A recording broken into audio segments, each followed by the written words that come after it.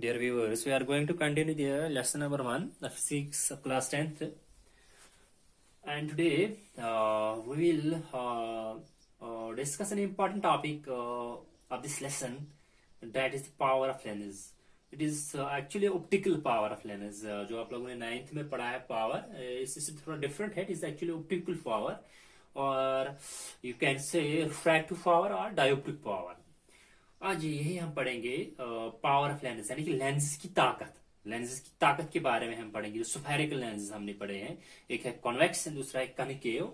तो we have already understood that both the lenses, चाहे वो कॉन्वेक्स हो या कॉनिकेव है, इनका काम होता है इसका काम होता है to converge the rays of light, and जो कॉनिकेव होता है इसका काम होता है to diverge the rays of light. और दोनों का एक्चुअली जो काम होता है, दोनों का काम होता है to bend the rays of light. ये भी बेंडिंग ऑफ रेज करता है, ये भी बेंडिंग रेज ऑफ करता है. कौन ज्यादा बेंडिंग करता है? अगर हमारे पास दो लेंसेज है, किसकी एबिलिटी, किसकी कैपेसिटी ज्यादा है बेंडिंग करने की, उसी को हम आज बोलते हैं डियर स्टूडेंट्स. इसको एक्सप्रेस किया जाता है in terms of power of lens. तो power of lens is nothing, it is the ability of lens. It is the ability of lens to bend the rays of light, चाहे वो converge करे फिर या diverge करे. Simply it is the bending ability of light. Is the bending ability of light. So first point you had to here note, you had to remember is it is actually the capacity to converge or diverge the rays of light. Convex converge करता है, diverge करता है. और you can say capacity means it is actually the ability to bend the rays of light falling on them.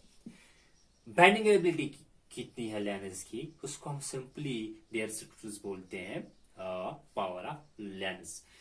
यानी कि अगर हम power of lens निकालेंगे, उससे हमें पता चलेगा इसकी बेंडिंग एबिलिटी कितनी है, ये लाइट को कितना बेंड करेगा, ये लाइट को कितना कन्वर्ज या डाइवर्ज कर सकता है. यानी कि ये भी हम कह सकते हैं it is a degree of convergence. It is the degree of convergence, or we can say divergence. Degree of convergence or degree of divergence. तो to elaborate this concept, यहाँ पे हम फिर एग्जाम्पल लेंगे.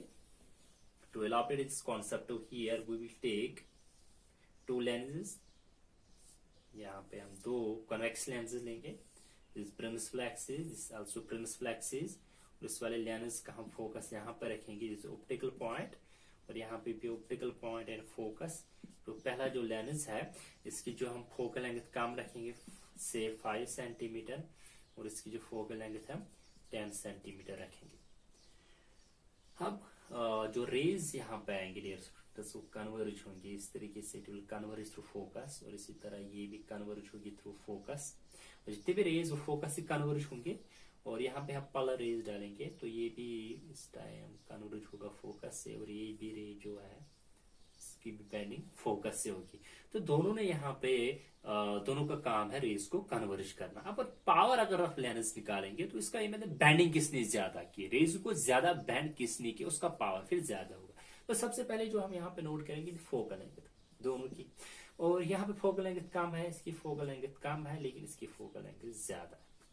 अब देखो, अगर हम इस रे को कंसिडर करेंगे, रे नंबर 1 है, रे नंबर 1 को कंसिडर करेंगे डियर स्टूडेंट्स. अब रे नंबर 1 में क्या होगा, it is the original path, actually is the original path of this रे, एंड इसी तरह it is the original path, और ये भी रे की ओरिजिनल पाथ इस रे की.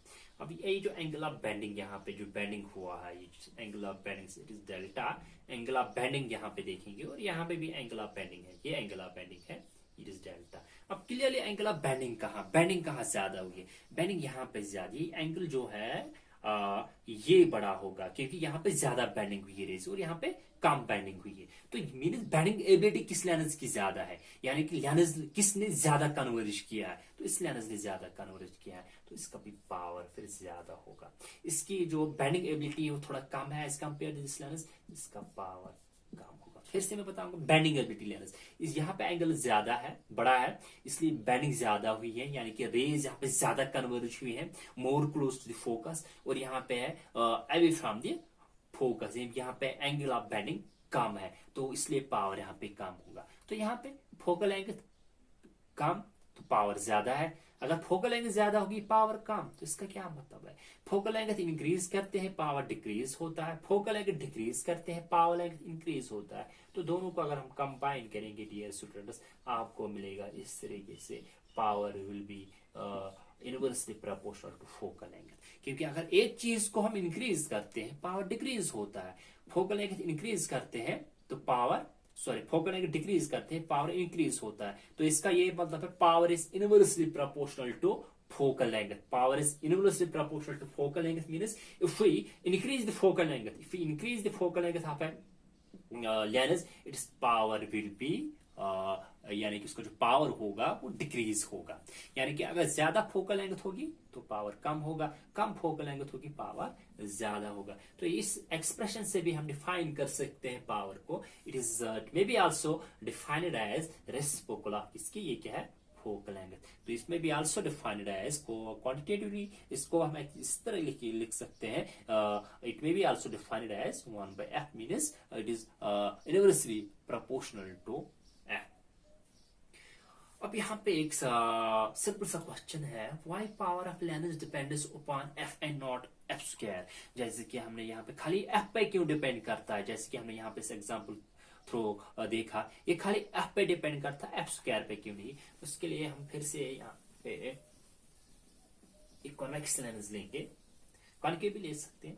देखो हम कॉन्वेक्स लेंस यहाँ पे फिर से लेंगे, और कॉन्वेक्स लेंस में हम क्या देखेंगे? This the principal axis, optical centre, और ये क्या होगा? देयर स्टूडेंट्स फोकस, जो रे जो पल्लर होगी, ये रे जो रे है इट इज पल्लर, तो it will bend, it will converge through focus. और यहाँ पे एक्चुअली जो इनिशियल पाथ है वो ये है, से दिस इज द एंगल, यहाँ पे एंगल ऑफ बेंडिंग वो डेल्टा हमने लिया है। अगर ये एंगल ऑफ बेंडिंग है तो जो रे हमने पल्लर डाली है principal axis, after reflection it will pass through focus. चलो ये जो एंगल ऑफ बेंडिंग है, अगर ये यहाँ पे डेल्टा है तो ये एंगल भी क्या होगा? There students it will be also delta, क्योंकि अल्टरनेट इंटीरियर एंगल्स है, दिस लाइन है, दिस लाइन इज पल्लर, तो अल्टरनेट इंटीरियर एंगल्स इक्वल होंगे, तो ये एंगल भी डेल्टा होगा। तो यहाँ से हम इसको ज्वाइन कर लेते हैं इस पॉइंट को, और यहाँ से O to F ये होगी हमारे फोकल लेंथ।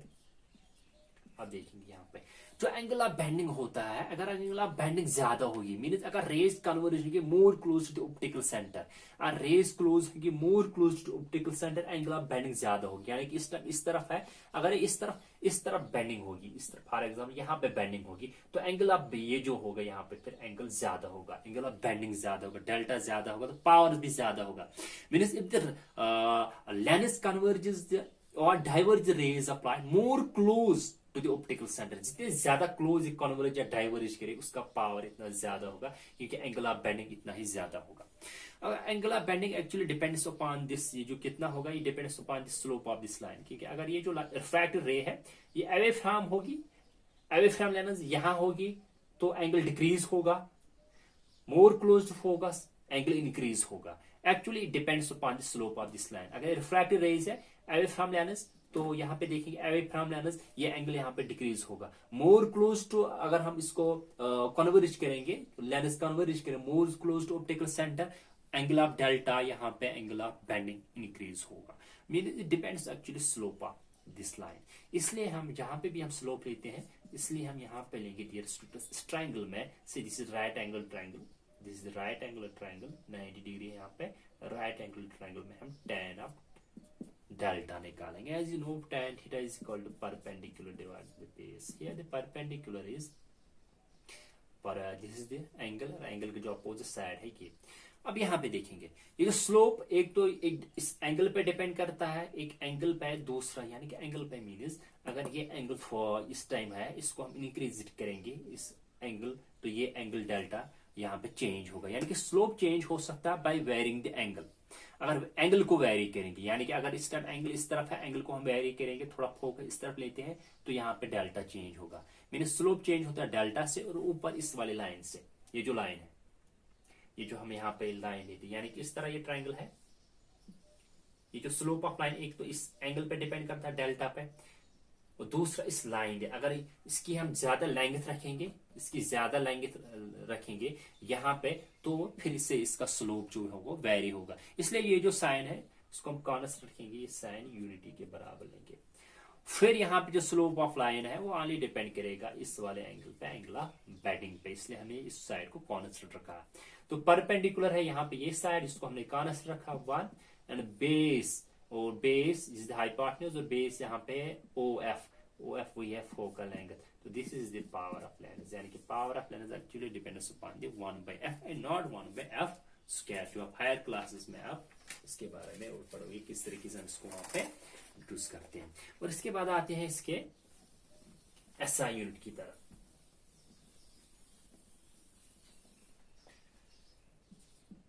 एसआई यूनिट, तो पावर की जो आप इक्वेशन है 1/f, P is equal to 1/f, and power of lens है P क्या है dear students, power of lens is denoted by P।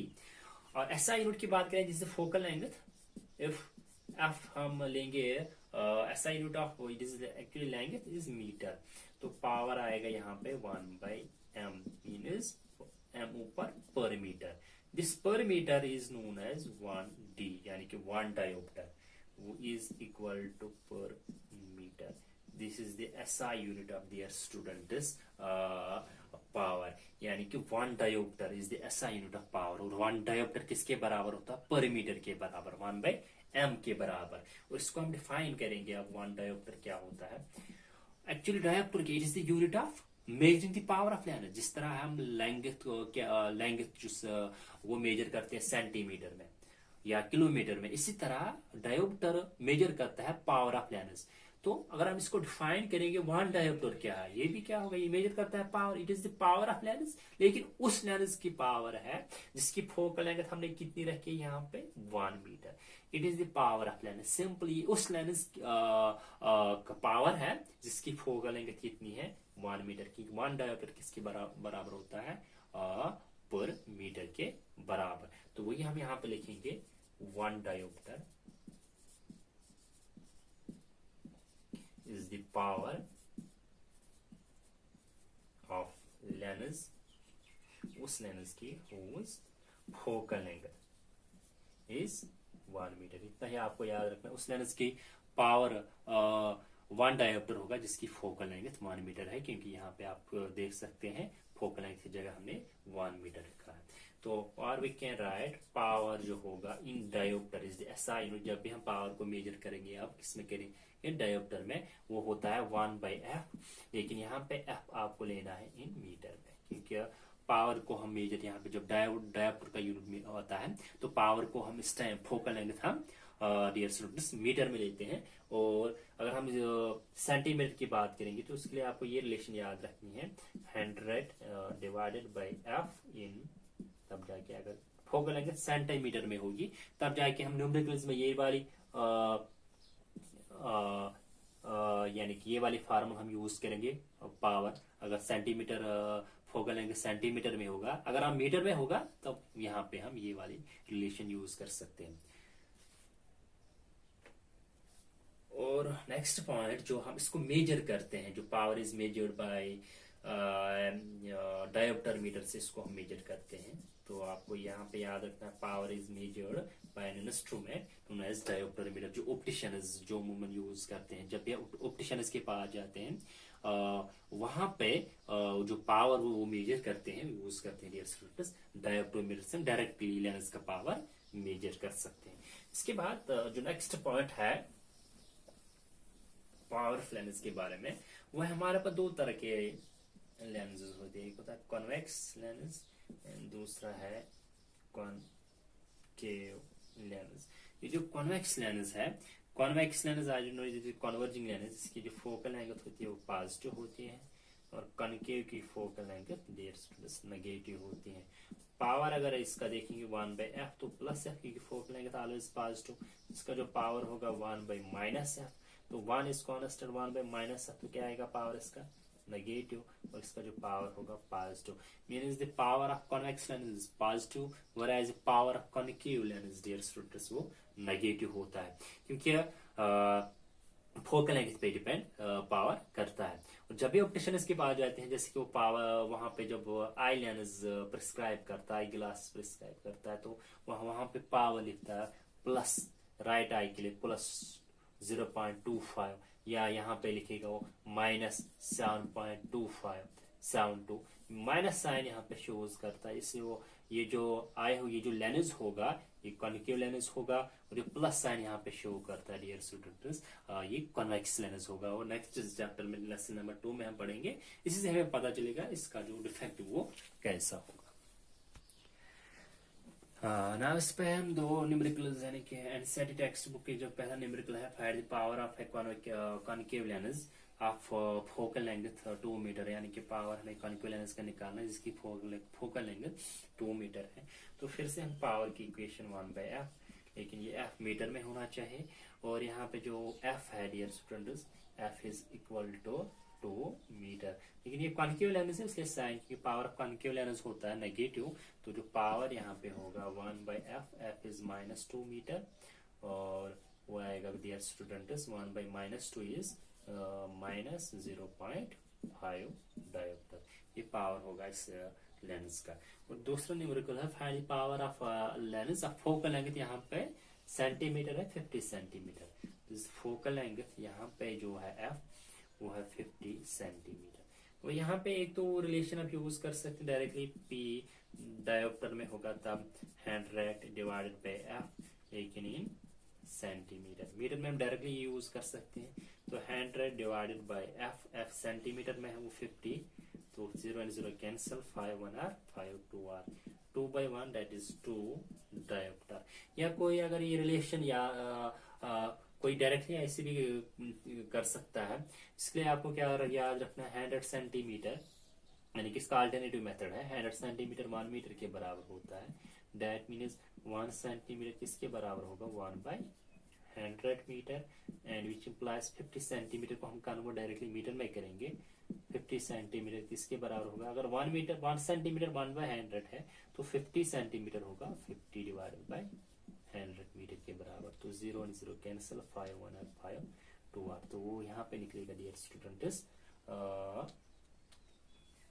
1/2 metre, यानी कि 50 सेंटीमीटर 1/2 मीटर के बराबर है। तो फिर यहाँ पे हम इक्वेशन यूज कर सकते हैं 1/f, और f है यहाँ पे 1/2, तो हम लिखेंगे यहाँ पे पावर 1 डिवाइडेड बाय 1/2, वो होगा डियर स्टूडेंट्स 2 पर आएगा 2/1 डायोप्टर, यानी कि 2 डायोप्टर, यानी इसका आंसर। यानी कि ये रिलेशन भी आप यूज कर सकते हैं, या सेंटीमीटर को आप डायरेक्टली चेंज कर सकते हैं।